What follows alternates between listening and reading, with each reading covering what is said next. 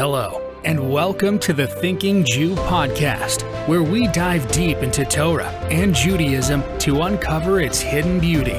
Come join us as we take a closer look and breathe new life into traditional Jewish ideas. And now, here's your host, Rabbi Moshe Siegel. Hello, and welcome to episode 51. The divine book that all of Judaism is based on, as you know, is the Torah. And the purpose of the Torah is to guide us and help us maximize our time here on this earth. The word Torah itself shares a root with the word hora'ah, which means teachings. You may have heard a more popular conjugation of this root, which is mora, or teacher. In other words, the Torah is a guidebook teaching us the laws necessary to live a meaningful life.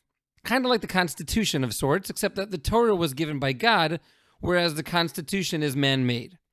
And you've probably noticed that the Constitution does not begin with stories of George Washington, Paul Revere, or Samuel Adams. We don't read about George Washington crossing the Delaware River in the freezing cold to surprise attack the Hessians, even though it was a key moment in the American Revolution. None of that's in the Constitution. Why? Because it's a book of laws. You can find these stories in the classic history books that are written on these topics, but it doesn't make sense to include these stories in a book of law. So if the Torah, as its name suggests, is a book of law, why does it begin with stories? Why tell us about Adam and Noah, and even more at length about our forefathers, Abraham, Isaac, and Jacob? Why would God write down these stories in a legal script? So let's try to gain a little bit of a deeper perspective on what exactly the role of Genesis is in the Torah. A good place to start is actually a verse in Joshua. If you look in Joshua chapter 10, verse 13, it's discussing a certain battle, and the verse says, Halohi chesuva al sefer hayashar, meaning, behold, this is written in the book of the straight ones. And the Talmud asks, what is this book of the straight ones? What's it referring to? We don't have a book by that name. What is the sefer hayashar? And the Talmud answers, it's referring to the book of Abraham, Isaac, and Jacob. So the prophet nicknames the book of Genesis as the Sefer HaYashar, the book of the straight ones. What's the significance of this name? What does it really mean? There's a fascinating Midrash that really sheds light on this topic and puts the entire role of our forefathers and the book of Genesis into perspective. The Midrash says that derech eretz, which means developing good and proper character traits, preceded the giving of the Torah by 26 generations. Now, if you make a calculation, there only were 26 generations from the creation of Adam until the Torah was given, which basically means that derech eretz, or being a mensch, developing good character traits, was a mission given to man from the beginning of his creation. Then the Midrash continues with an amazing interpretation of a verse in Genesis chapter 3, verse 24.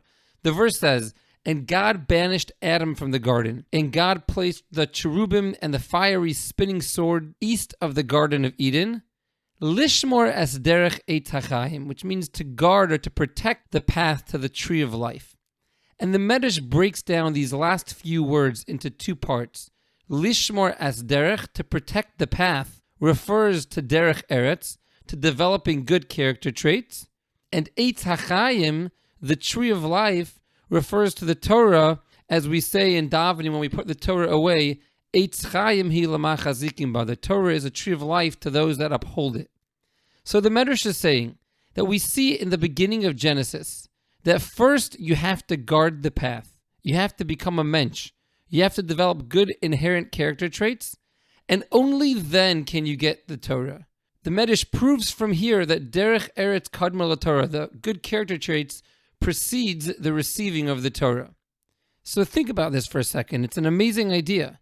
The mission of perfecting man's character traits existed since the beginning of creation, 26 generations prior to the giving of the Torah. And not only did it exist beforehand, but it actually is the preemptor of Torah. In order to go ahead and receive the Torah, the path the Jewish nation had to take was to first perfect their national character. Perhaps a basic parable for this can be, imagine the Torah is like a very fine wine, delicious, deep, rich flavor. But in order to enjoy the wine, you have to have a cup. You have to have a vessel to hold the wine. So Derech Eretz, good character traits, is the vessel that holds the Torah. Only once as a nation we've developed a strong national ethic, only then can we hold the Torah within us. Our ancestors, Abraham, Isaac, and Jacob, spent their entire lives perfecting their character traits and thereby injecting into our national identity a deep ethical and moral conscience. The Torah makes almost no mention of any supernatural occurrence in any of the stories of our forefathers. All the stories are about everyday occurrences and difficulties of life, and the prime example they set in their sterling character. The role of our forefathers in the book of Genesis was to refine themselves and produce a family that contained such fine character traits that they would be fit to receive the Torah.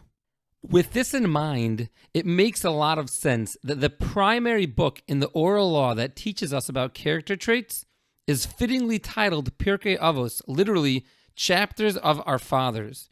The Maharal explains that the reason it's called Avos, the reason it's named after fathers, is because it's the father's role to guide his son in proper ethics and behavior, which is what Ethics of Our Fathers is all about. And in reality, it's what Genesis, the other chapters of our fathers, is also all about. And it goes even deeper. The very first Mishnah in Pirkei Avos, the first Mishnah in Ethics of Our Fathers, says Moses received the Torah from God at Mount Sinai.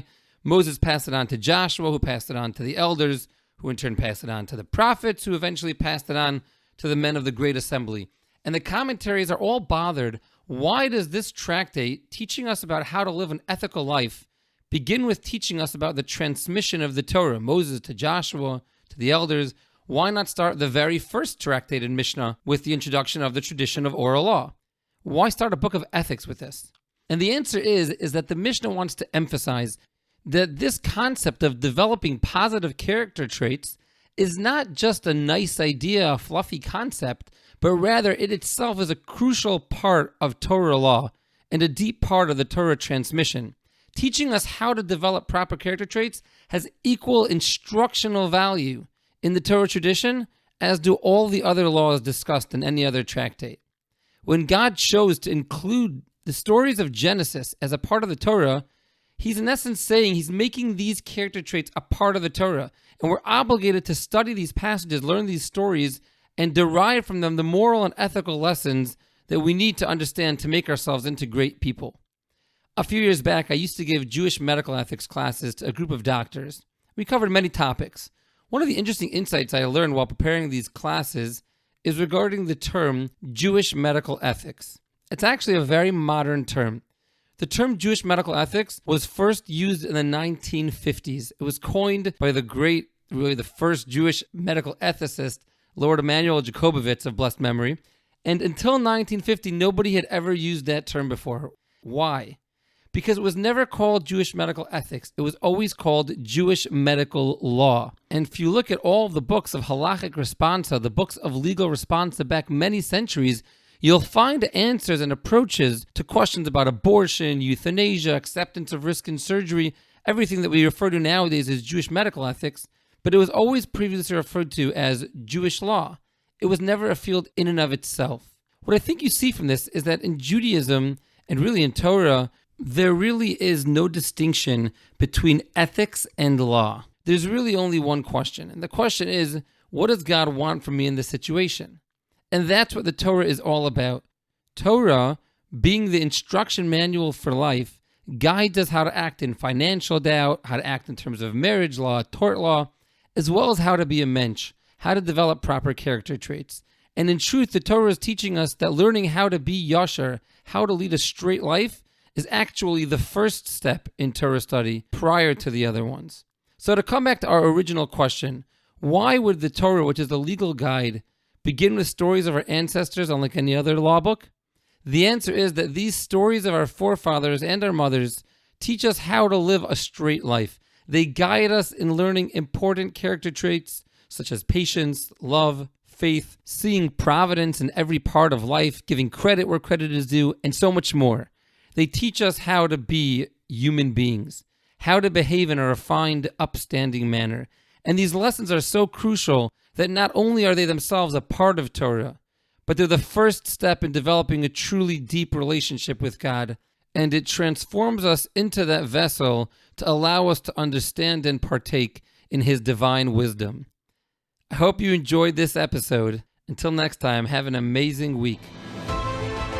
Thank you for listening to the Thinking Jew podcast and for taking the time to study Torah and deepen your connection to Judaism. If you found value in today's episode, please leave us a rating or review and subscribe to the podcast.